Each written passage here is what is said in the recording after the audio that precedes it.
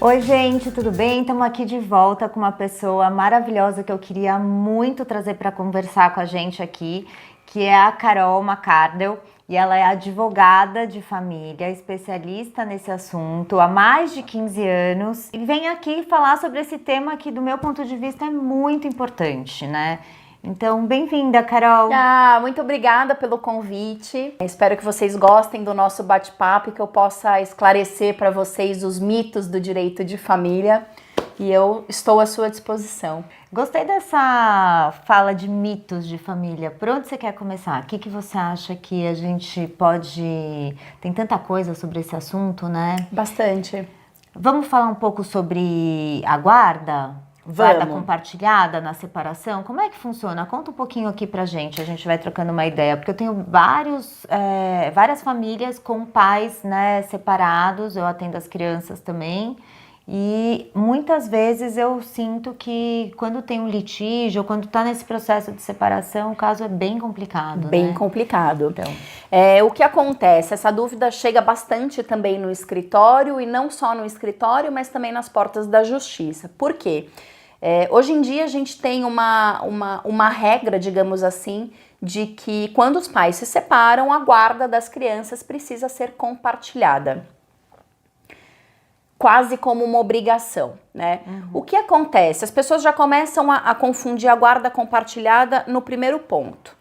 A guarda compartilhada nada mais é do que a responsabilidade igualitária sobre a vida das crianças, né? Educação, saúde, orientação religiosa, como se os pais ainda fossem casados, né? Como uma instituição familiar. Então é manter o controle, né?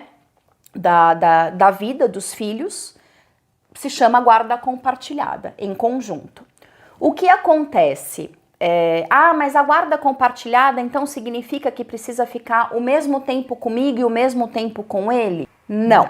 Isso se chama guarda alternada, né? Então a guarda alternada, que não é aceita pela nossa legislação, significa dizer que a criança fica uma semana na casa do pai, uma semana na casa da mãe, uma semana na casa do pai, uma semana na casa da mãe. Muito embora exista essa diferença, também as pessoas confundem a guarda com a regulamentação da convivência, que esta sim pode ser alternada. Muito embora também não seja muito bem vista no Poder Judiciário, essa regulamentação de convivência alternada, a gente consegue passar ela no Poder Judiciário quando a gente faz um acordo, tá? Às vezes ainda encontramos muita resistência. Resistência dos pais em fazer os acordos, Carol? Não, a gente encontra resistência dentro do Poder Judiciário. Promotores e juízes que ainda entendem que a criança precisa ter um domicílio fixo, digamos assim, né? Um lugar para chamar de seu, uma casa única, o domicílio materno, né? Isso a gente sabe que não é verdade. Você, como psicóloga, pode me dizer isso. O melhor regime que se aplica é o regime que favorece aquela família como um todo. Não adianta você fixar uma regra que o Poder Judiciário entende como correta se para sua família não funciona. Com certeza, e eu acho que quando a gente chega no ponto de precisar de um terceiro para falar, assinar embaixo o que é melhor para minha família, para minha convivência com meu filho, aí é que o negócio tá feio, né? Eu acho que é aí que é o problema mais caótico, né, das relações familiares hoje em dia. Outro mito sobre a guarda compartilhada. Mas se eu compartilhar a guarda, quer dizer então que ele não precisa pagar pensão para os filhos? Ou se a criança vai ficar 50% do mês na minha casa, ele não precisa pagar pensão? Chegam casos no meu escritório que as pessoas colocam no lápis quantos dias? Vai ficar 17 dias na minha casa, 12,5 na casa do outro. Então o aluguel, isso não funciona assim, tá? Por quê? Guarda e regulamentação de visitas não tem nada a ver com alimentos. Alimentos é a necessidade da criança, o quanto a criança precisa para sobreviver. Quais são as despesas dessa criança? Ponto 1. Então, necessidade. Ponto 2. Quem pode pagar mais? Né? É a possibilidade de quem paga. Então, se eu, Carolina Macardi, eu posso pagar mais do que o pai da minha filha, e eu posso, graças a Deus, eu pago mais. Certo? Muito bom. Continuo? Pode continuar. Até me perdi, porque eu me emocionei. E eu posso mesmo. Por mais mulheres que possam. Ai, eu também posso, graças a Deus. E a razoabilidade. Esses alimentos são razoáveis? Por que que eu digo isso? Eu sempre trago o caso do Neymar. O Neymar, para mim, ele é emblemático no direito de família em várias questões. Eu adoro. Não é porque eu sou o Neymar e que eu sou bilionário e que eu tenho aviões que o meu filho precisa ter uma pensão de R$1 milhão por mês, certo? O que o meu filho precisa ter? As condições que eu posso oferecer, mantendo o padrão de vida dele. Então, ele vai estudar numa boa escola porque eu tenho condições, ele vai frequentar um bom clube porque eu tenho condições, ele vai usar determinado estilo de roupas porque eu uso e eu posso proporcionar, mas isso não quer dizer que eu preciso pagar uma fortuna de pensão, certo? Eu preciso manter um padrão. Não é partilha de bens. Não né? é partilha de bens, exatamente. O seu filho não é seu sócio, o seu filho é seu filho, né? Você tem obrigação de contribuir, né, em igualdade de condições com o pai, com a mãe, obviamente. E eu digo que é uma questão até moral, né? Eu acho que você pagar alimentos para o seu filho parece, eu sou o devedor de alimentos. Você tem obrigação de cuidar e de prover essa criança. Ponto. Quem tem mais, paga mais. Quem tem menos, paga menos. O que não significa dizer que você deve se acomodar também, né? Então, se eu posso menos, conquistar mais um pouquinho, porque o que a gente quer, no fundo, é que os nossos filhos tenham de tudo, do bom e do melhor, certo? Com certeza. O que eu acho que às vezes acontece é que as mães acabam querendo usufruir, né, do dinheiro da pai, pensão. da pensão para uso próprio. É isso, Carol? Mais ou menos. Eu costumo dizer que eu não sou advogada nem de mulher nem de homem, né? Eu busco sempre olhar o contexto da família e daquela criança. Existe, né? Existe e é fato que existe. Geralmente isso acontece com mulheres que deixaram, né, de trabalhar ou que, enfim, se acomodaram na carreira.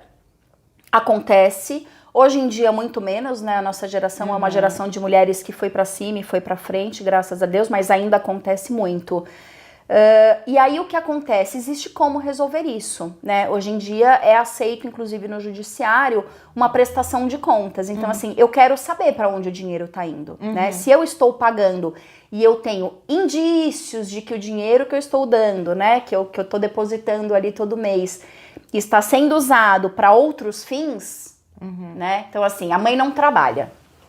Vamos exemplificar. A mãe não trabalha. Eu pago absolutamente tudo do meu filho.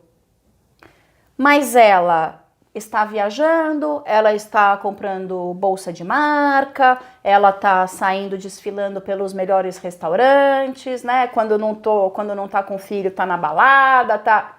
Com que dinheiro? Então, existem alguns indícios de que isso esteja acontecendo. E acontece, né? Para um lado e para o outro. Né? Existem também aqueles caras que falam, tá pagando R$3.000 de pensão, o filho estuda numa escola de 8, porque é um colégio internacional, que ambos decidiram colocar, né?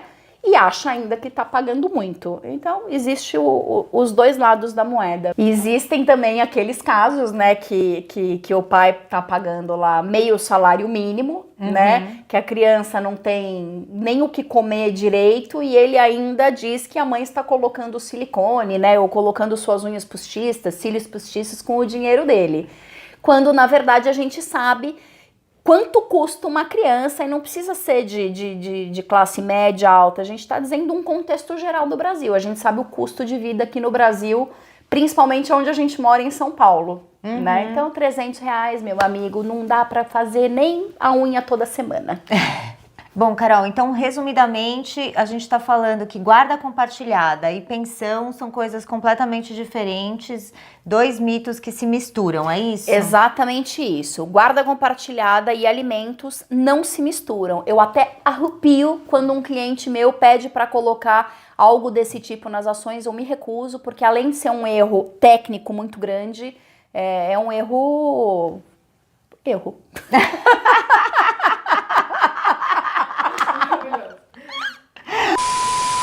Mal visto no Poder Judiciário, porque ele é visto como uma barganha, né? E eu vou te contar um caso que chegou no meu escritório semana passada. Eu sou advogada do pai, a mãe virou e falou assim, olha, se a gente reduzir o seu convívio com ele, eu não vou entrar com uma revisional de alimentos para majorar, né? Para aumentar os alimentos. Então, é moeda de troca. Isso Nossa, é uma moeda feio, de troca. né, então, Carol? isso no Poder Judiciário é muito mal visto. Então, eu me recuso a colocar isso dentro de um processo, porque, sim, além de ser um erro técnico, é um erro moral, né? É uma coisa que não dá para aceitar. Bom, eu quero finalizar, porque a gente tem muito assunto para falar e a gente até vai fazer mais um vídeo, porque obviamente que a Carol, essa pessoa incrível, tem muita coisa para falar pra gente sobre esse assunto e eu acho muito importante essa discussão. Só quero falar uma coisinha, Carol.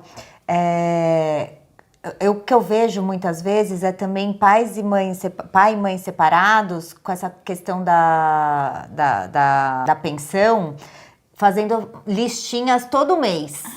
Então, afinal de contas, não quer se separar, né? Porque daí toda vez você tem que prestar contas ou falar ou dividir na ponta do lápis a meia que comprou no final do mês para o filho. Gente, por favor, né? Mas aí entra na sua esfera. Né? Não é uma esfera nem jurídica isso, é uma esfera psicológica, né? Essa coisa de não querer se separar, né? E ficar ali na notinha da meia que comprou, me deposita. Existem casos e casos, né? Existem casos de necessidade. Aí vamos falar da população, né? Com uma renda inferior, que sim, o dinheiro ali é muito contado, né? E aí, enfim...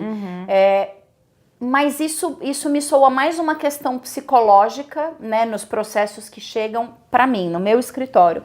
Uma questão psicológica de não querer largar o osso, entendeu? Eu vou te infernizar até você cansar. E aí ele cansa, né? E aí ele cansa e seu filho perde o pai. É assim que acontece.